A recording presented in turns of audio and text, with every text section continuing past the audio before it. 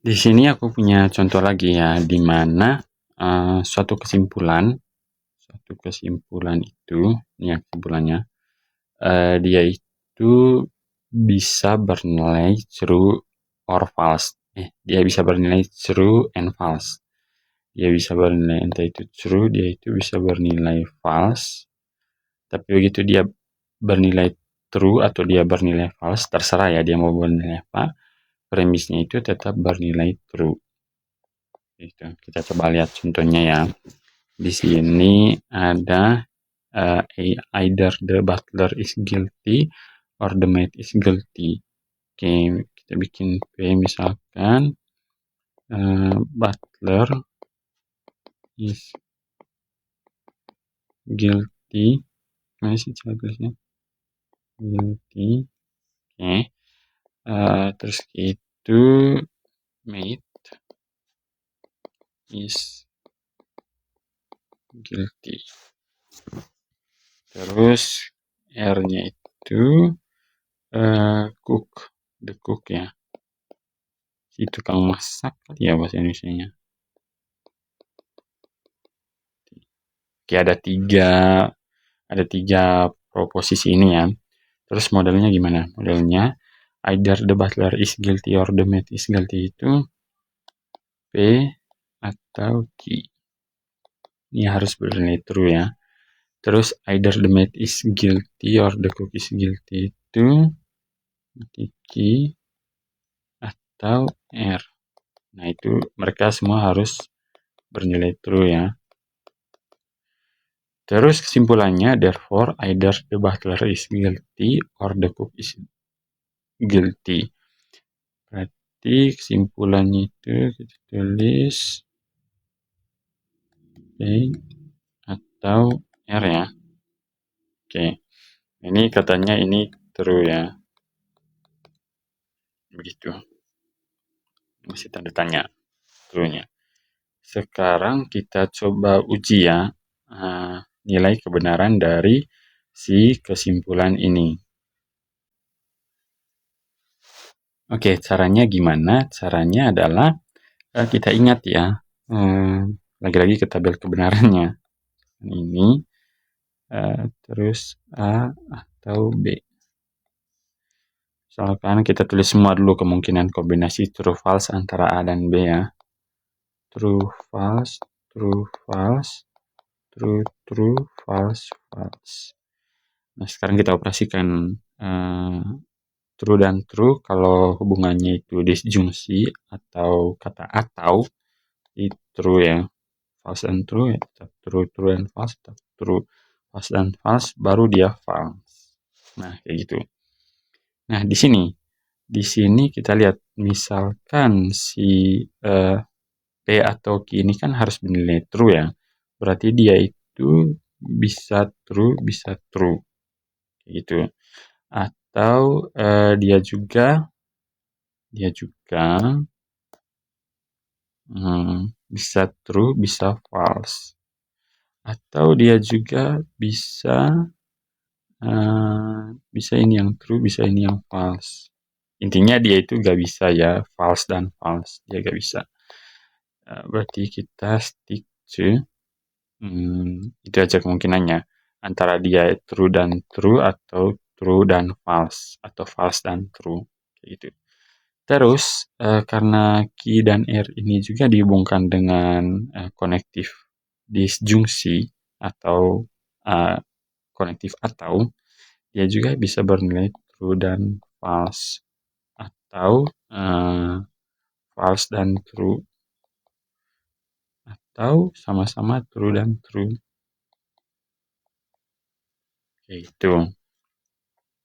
Oke, selanjutnya kita bikin skenario ya, ketiga proposisi ini. Ada P, ada Q, ada R.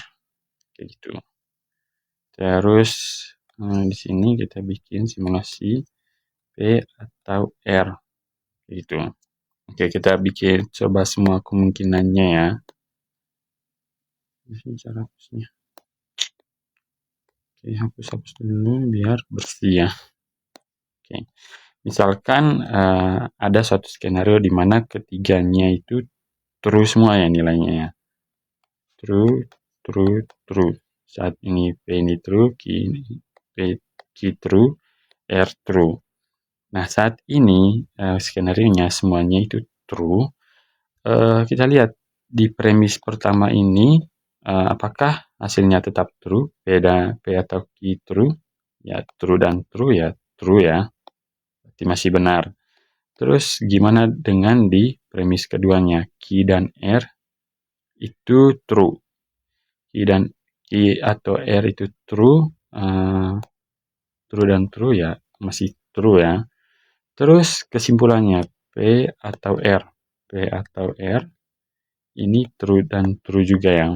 Berarti true atau true sama dengan true. Oke. Untuk contoh ini benar ya.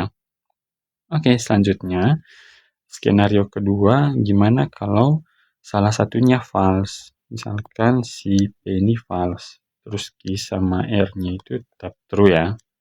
Oke, misalkan kita coba. Gimana kalau P atau Q?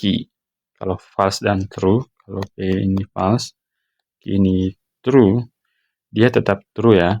Ini terpenuhi. Terus Q-nya tadi kan udah true ya. Berarti R-nya, misalkan di sini dia true ya. Masih true. True atau true ya, masih true. Terus bagaimana dengan P atau R? P atau R, karena P itu false, R itu true, maka tetap bernilai true. Itu. Oke, ini masih lolos juga ya. Itu. Terus selanjutnya, gimana kalau skenario-nya P itu false, terus Q itu true, R itu false. Gitu. Kita coba ya. Kita coba. Salah. Malah kehapus itunya, anjir. Oke. Karena kalau gini skenario-nya ya. P itu false, Q itu true, R itu false.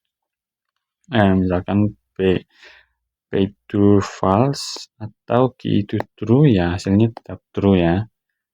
Kemudian Q itu kan tadi true ya. Tapi R itu sekarang false. True dan false ya tetap true. Nah, sekarang kita lihat P itu kan false ya. Sementara R itu di sini skenario ini false. Nah, false dan false hasilnya adalah false atau false itu hasilnya adalah false. Nah, sekarang kita lihat hasil false ini legitimate gak? Legitimate maksudnya apakah dia bisa bernilai false tapi premis-premis di atas tetap true. Nah, bisa kan ya? Ya.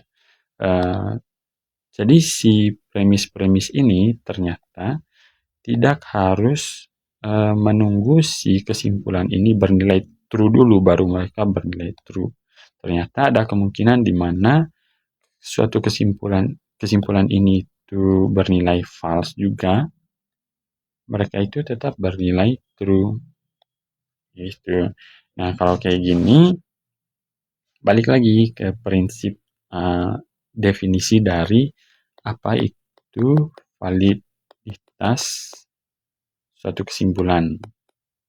Validitas suatu kesimpulan adalah perpanjangan fakta dari premis-premis yang sudah ada. Jadi sebuah kesimpulan itu dikatakan valid hanya kalau kesimpulan itu juga nggak punya pilihan lain selain bernilai true. Kalau dia masih punya kemungkinan untuk bernilai false, sementara premis-premis yang sudah ada itu nilainya true, yaitu dianggap tidak valid. Dia agak harus bernilai false dulu ya, baru kesimpulan itu dikatakan tidak valid. Dia bisa berada di dua posisi sekaligus juga. Dia bisa true dan false dan premis-premisnya tetap true. Itu juga dikatakan sebagai sebuah kesimpulan yang tidak valid. Karena dia gak jelas ya. Maksudnya dia ini sebenarnya kamu itu true apa falsi. Ya harus jelas gitu loh kalau mau dibilang suatu kesimpulan yang valid. Dia itu harus betul-betul mengikuti nilai kebenaran dari premis-premis yang sudah ada, yaitu true ya.